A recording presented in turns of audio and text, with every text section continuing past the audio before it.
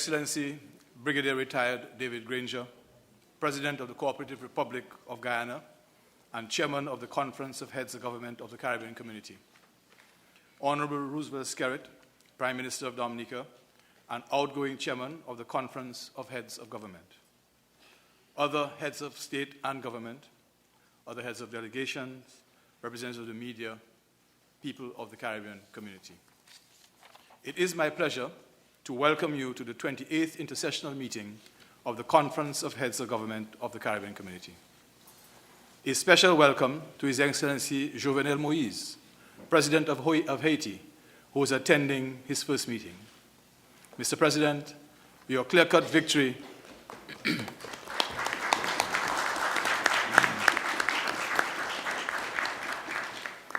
Mr. President, your clear-cut victory in the first round of elections was an indication of the confidence that your people have in your ability to lead them to a better life. I look forward to working closely with you and your administration towards Haiti's further integration into CARICOM. Bienvenue, Mr. President. I also take this opportunity to thank the Honorable Roosevelt Skerrit, Prime Minister of Dominica, for his leadership during his tenure as chairman from July to December last. Prime Minister, your dedication to the task through the period demonstrated your commitment to advancing our integration movement. I benefited greatly from your guidance and advice. Thank you, Prime Minister. Mr. Chairman, distinguished heads of government, there are without doubt several pressing issues which are competing for our urgent attention at this time. The agenda for this meeting addresses three broad areas: economic development, crime and security, and international relations. There is little doubt, however, that the search for sustained economic growth and development is foremost among them. The majority of our member states have been grappling with low growth, high debt, and the consequent pressure on the fiscal position. The efforts to combat these challenges have been hampered by such matters as de-risking and the continuing damaging effects of climatic events, among others. Pursuing the course of action to emerge from that situation is therefore of paramount importance. I contend that dealing with those and other challenges demands more than ever that we work collectively and pool our resources. The revised Treaty of Chaguaramas outlines the requirements for establishing the CARICOM Single Market and Economy, the CSME.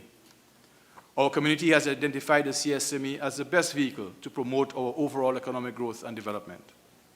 Considerable progress has been made in implementing the CSME. This can be seen in the legal and institutional measures and mechanisms to support the free movement of goods, services, skills, and cross-border establishment of businesses. However, there is still much to be done. That work has been supported by the rulings of the Caribbean Court of Justice, which is providing the legal certainty so necessary for the operations of the CSME. Such community jurisprudence becomes even more important as we deepen our economic and commercial relations. With all that is before us, it is relevant and timely for this meeting to consider a comprehensive review of the CSME as agreed to last July. Ideally, a review of the CSME must not only be about what has been done or not done and what might have been the constraining factors. It should also be about the impact and how it has measured up to intent and expectations, and therefore how the shortcomings might be addressed. Gauging the impact of integration is an integral part of the reform process underway in our community. That reform is driving the change in the way we do business and aims to make the Secretariat, regional institutions, and the member states more accountable in the conduct of their roles as implementing partners in the integration process. Key to that accountability is the establishment of a monitoring and evaluation and reporting system based on the principles of results-based management. With a $500,000 grant from the Caribbean Development Bank, for which I thank them, a consulting firm has been working with us in developing a gender-sensitive CARICOM results-based management system.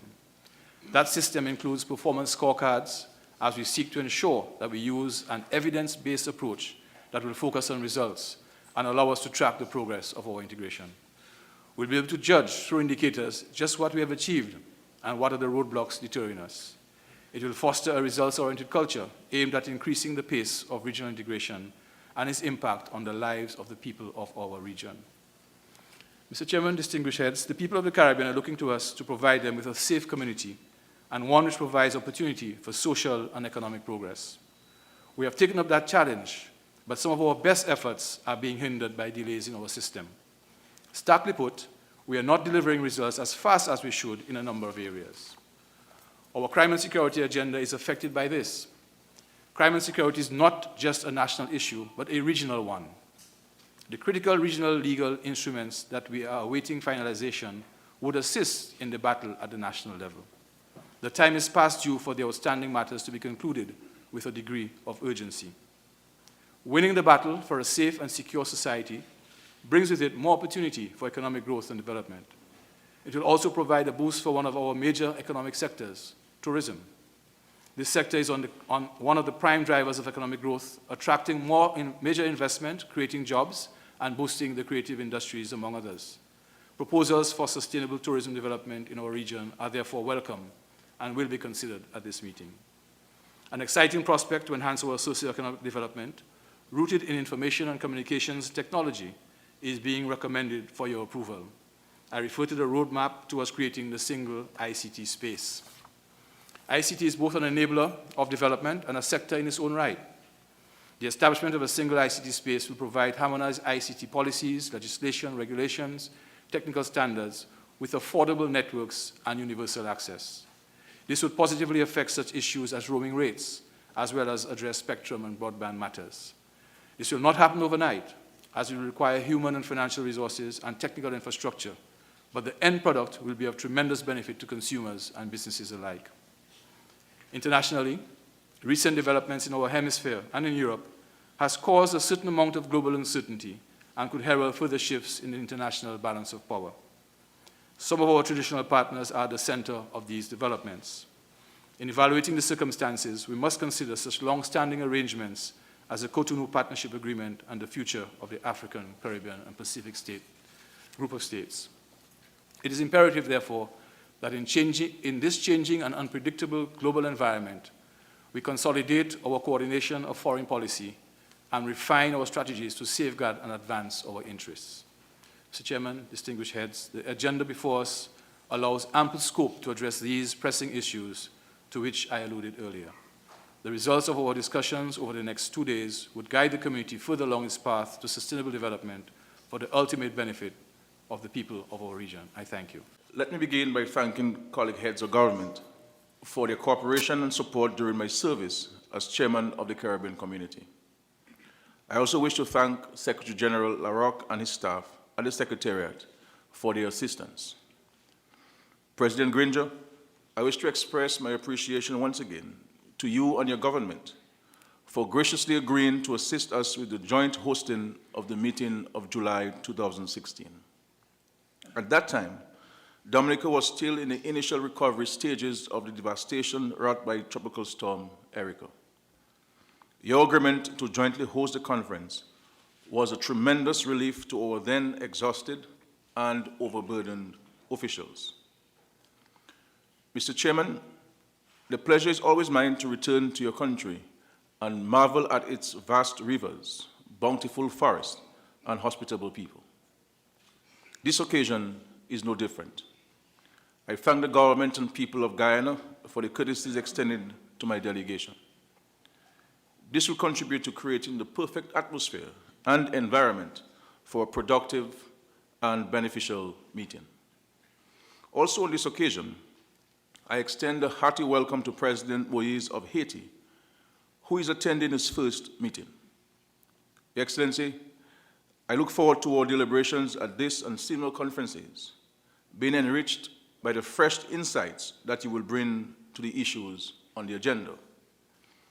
Your victory at the polls is a reflection of your nation's faith in your leadership, and we will work closely with you to fulfill the aspirations of the Haitian people.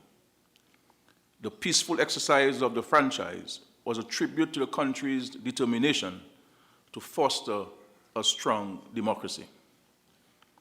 In the course of my chairmanship, I visited Haiti and the Bahamas, accompanied by the Secretary General, the Executive Director of the Caribbean Disaster Emergency Management Agency, CDEMA, and other officials, to see firsthand the devastation wrought by Hurricane Matthew. In both countries, the extent of the damage was severe. The government of Haiti reported more than 500 deaths, along with 1.5 million people in urgent need of humanitarian assistance, including 120,000 families whose homes were destroyed or severely damaged.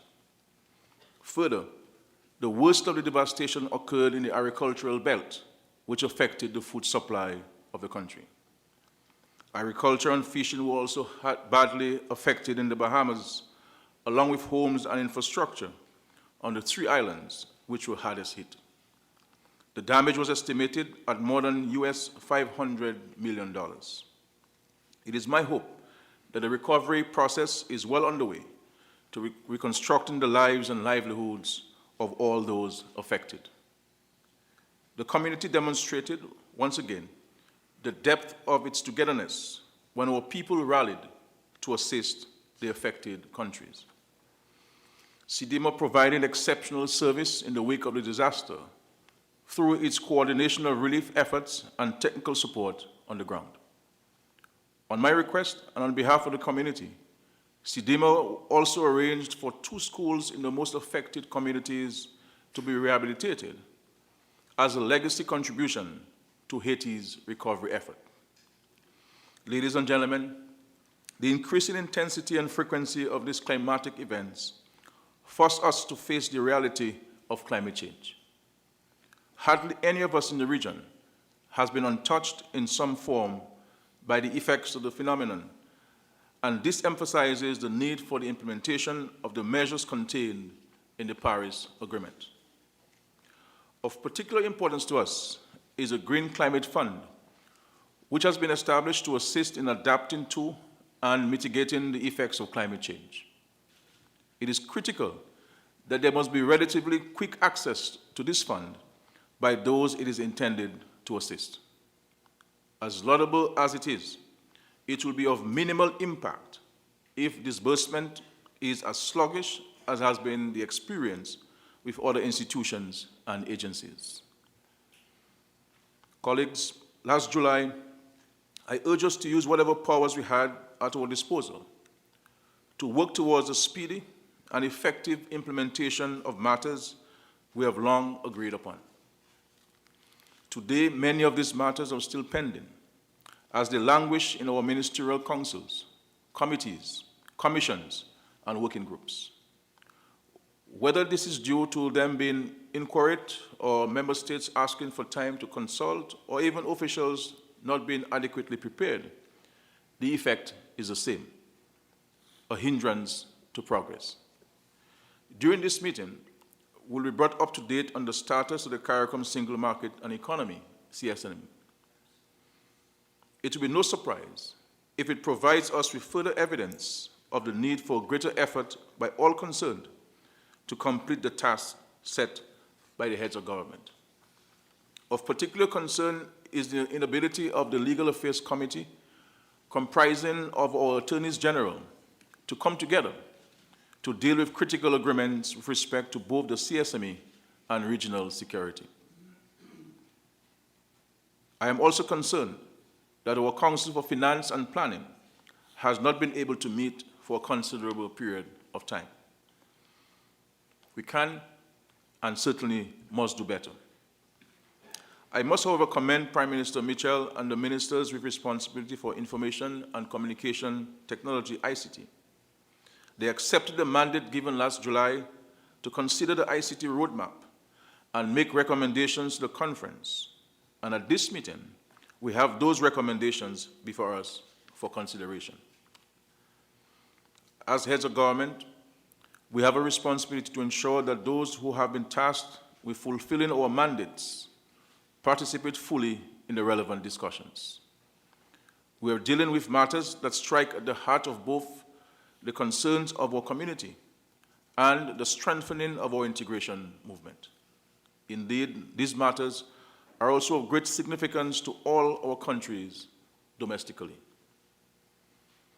The completion of the regional security architecture, for example, has resonance regionally and nationally, as we need these institutional arrangements to combat the scourge of crime that is afflicting us all.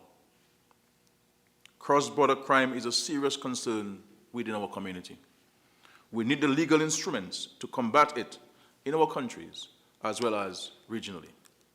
This is a time for action. We cannot afford the luxury of procrastination. Mr. Chairman, the rising tide of nationalism across the globe, supported by populist movements, threatens the multilateral system as never before and does not portend well for small states.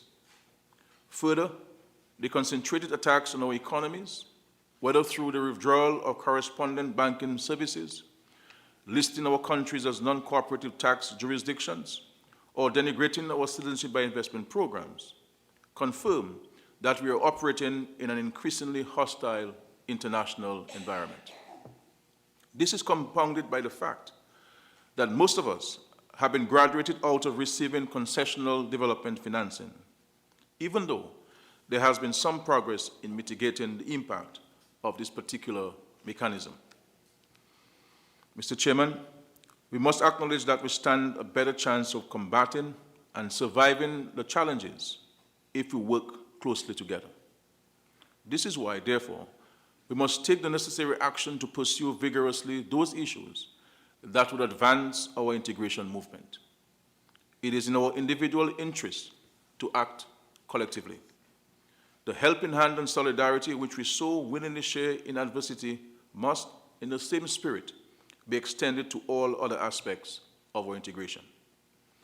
We must prepare ourselves to confront this era of uncertainty in global affairs with a flexibility and innovativeness built on a solid platform of integration, economic cooperation, human and social development, security cooperation, and foreign policy coordination.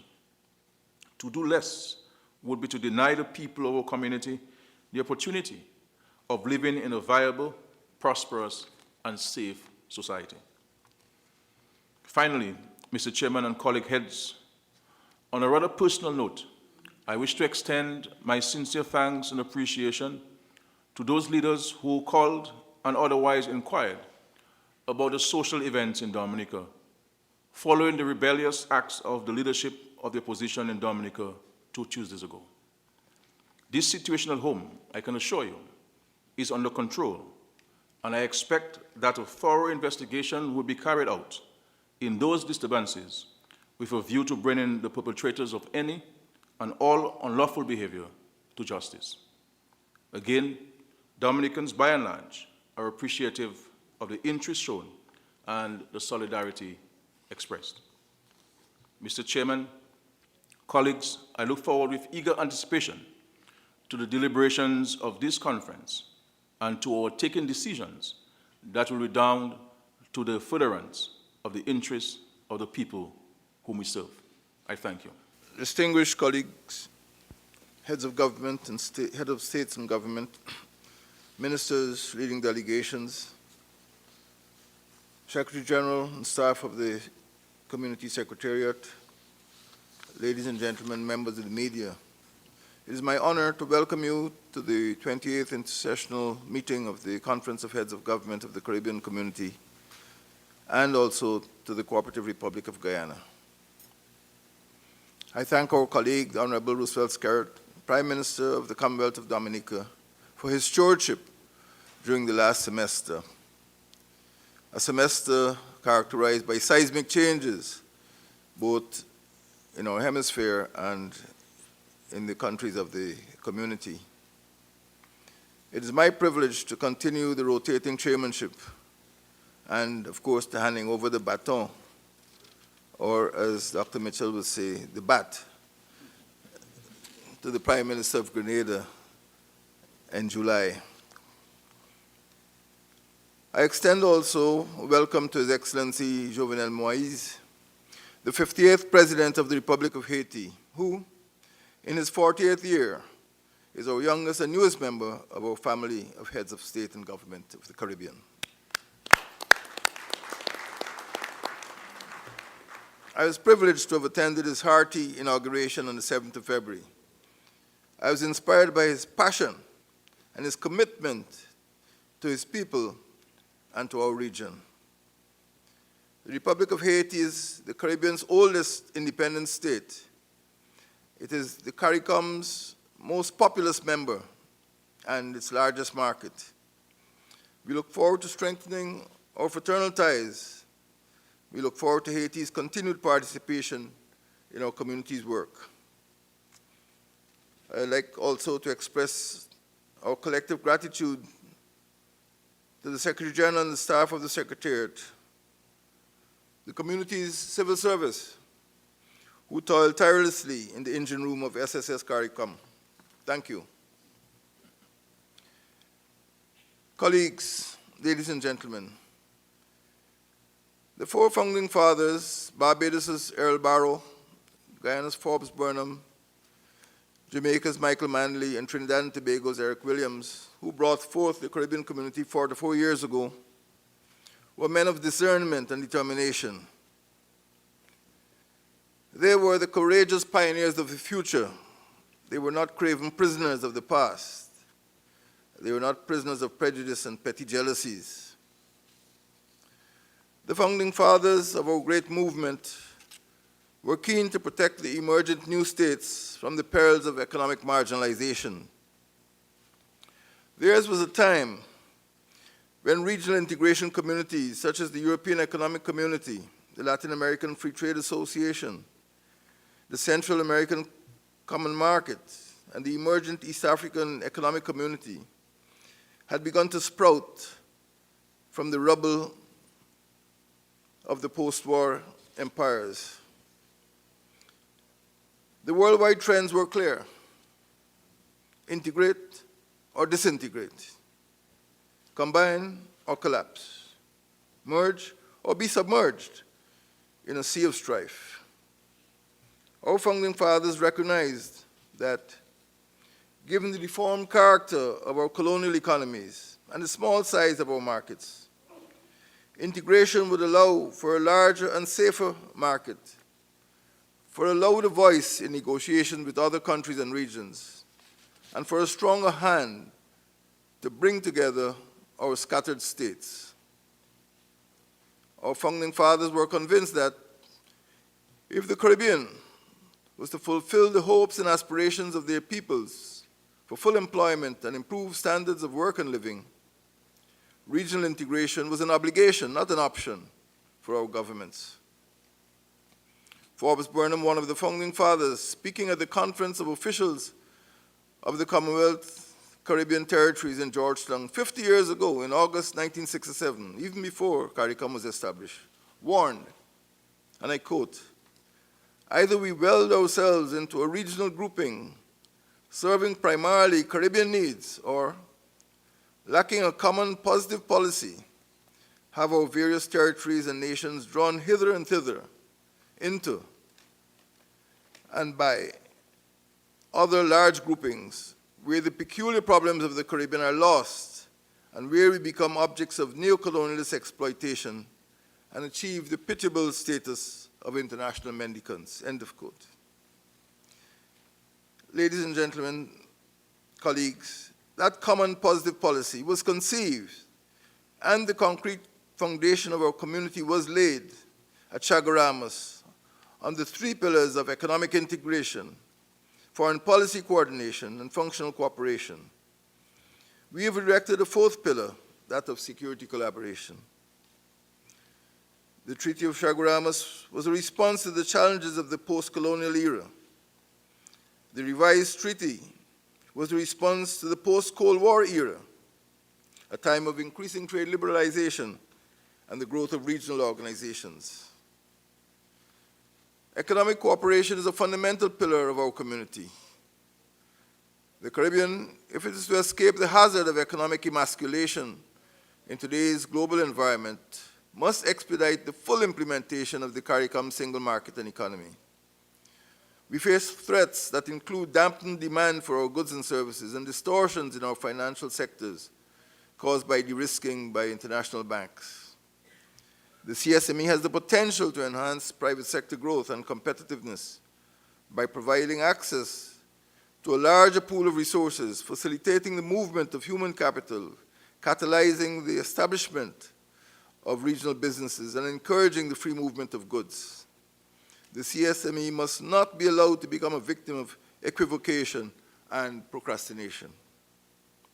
Functional cooperation is an elemental pillar of our community. The community has the capability to meet its food needs. Food security will ensure the health and nutritional benefits for our people, earn foreign exchange, and eliminate the bloated bill for importing food. Ensuring regional food security is a cross-sectoral task involving cooperation in agriculture, finance, health, and nutrition, and infrastructure, among other sectors. Belize, Guyana, and Suriname, the community's three mainland states, are together bigger than Germany, bigger than Japan. We have the land. We need to commit ourselves to the task of feeding ourselves. Food security can be advanced by the fuller utilization of our lands for large-scale investment in agriculture and agro-processing, and by dismantling barriers to regional trade in agricultural products. Colleagues, CARICOM must also intensify its efforts at regional energy security. We have the means to do so since we are blessed with abundant sources of renewable energy. The community has done considerable, commendable work towards ensuring energy security, which can ease the community's energy sector off of its addiction to fossil fuel and encourage the adoption of renewable sources of energy. Regional security is an essential pillar of our community. The Caribbean, a maritime corridor between two continents, is vulnerable to narcotics trafficking and human trafficking, to gun running, to terrorism, and to penetration by international criminal cartels. Transnational criminal threats demand transnational functional cooperation. We live in uncertain times. We must continuously strengthen our security architecture in order to assure our citizens and investors of greater security and stability. We must be vigilant also in the face of continuing threats to the sovereignty and territorial integrity of our member states. Colleagues, the spirit of Chaguaramas is not a ghost, it is not a zombie of a dead project. It is the vital breath of life that inspires us to intensify regional integration. The Founding Fathers had that inspiration, the inspiration to see the need for integration and the motivation to establish this great movement. They have entrusted the happiness of our citizens and the prosperity of our community into our hands. We are today the trustees of this legacy. We must bequeath to our progeny a more prosperous region than we inherited from our progenitors. I thank you.